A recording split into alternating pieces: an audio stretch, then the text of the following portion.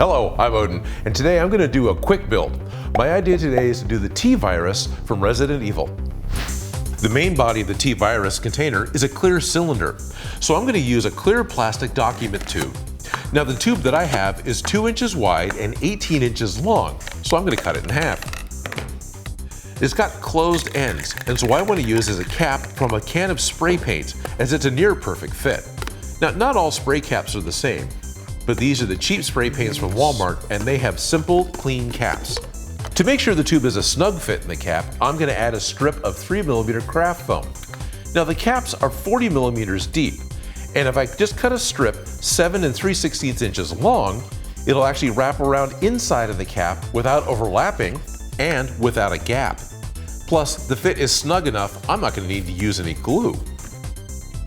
Now the caps are supposed to be metallic, so I spray painted these silver. If you use caps that are bright colors and not just black, spray the black before you paint them silver. So while I'm waiting for that to dry, I'm going to play some more robots. This is a tactical 6 vs 6 multiplayer game. You're running around as giant robots, outfitted with the custom weapons of your choice to fit your favorite game style on a 3D map that actually looks really good. There's over 70 million players have already installed this game, so you're always going to have a worthy opponent. And constant content updates always bring you some new stuff. Download War Robots via my link below and get my special massive bonus of a GI patent robot with a unique skin, 4 Punisher machine guns, 100 gold, and 400,000 silver.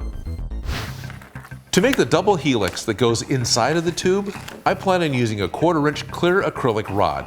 Now, I know other people have used clear vinyl tubes with colored water or just colored vinyl tubes, but I wanted something solid that wouldn't move inside of the tube.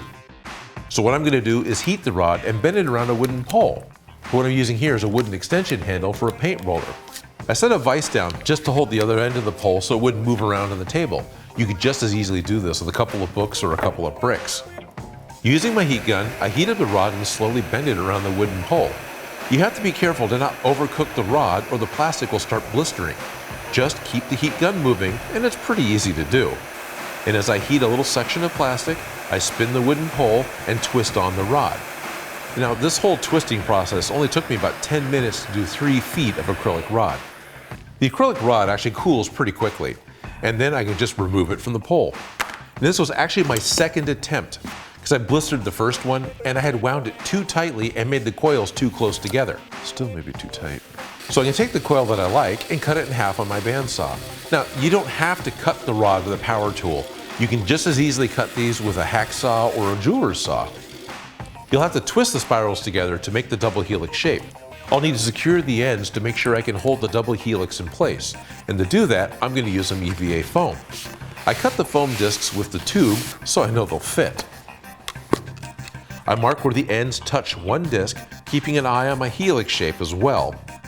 Then I cut out the holes for the ends of the twisted rod and then hot glue them in place.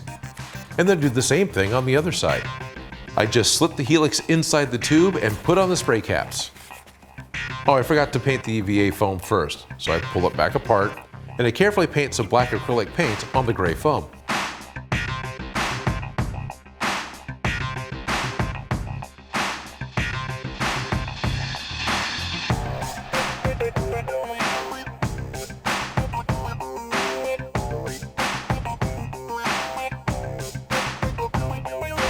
And I've finished the red T-Virus. And I say red because the acrylic rod in the middle is available in multiple colors.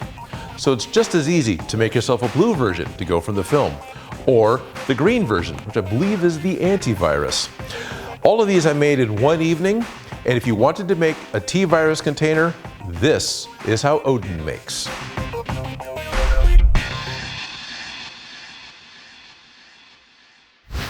I have a Patreon page where you can win props that were made right here in the show. Plus, I have polls where you can vote on what the next prop is that I'm going to make. If you like the video or have any ideas for something else for me to make, please leave them in the comments below. And if you make any of these projects, you can send me a picture.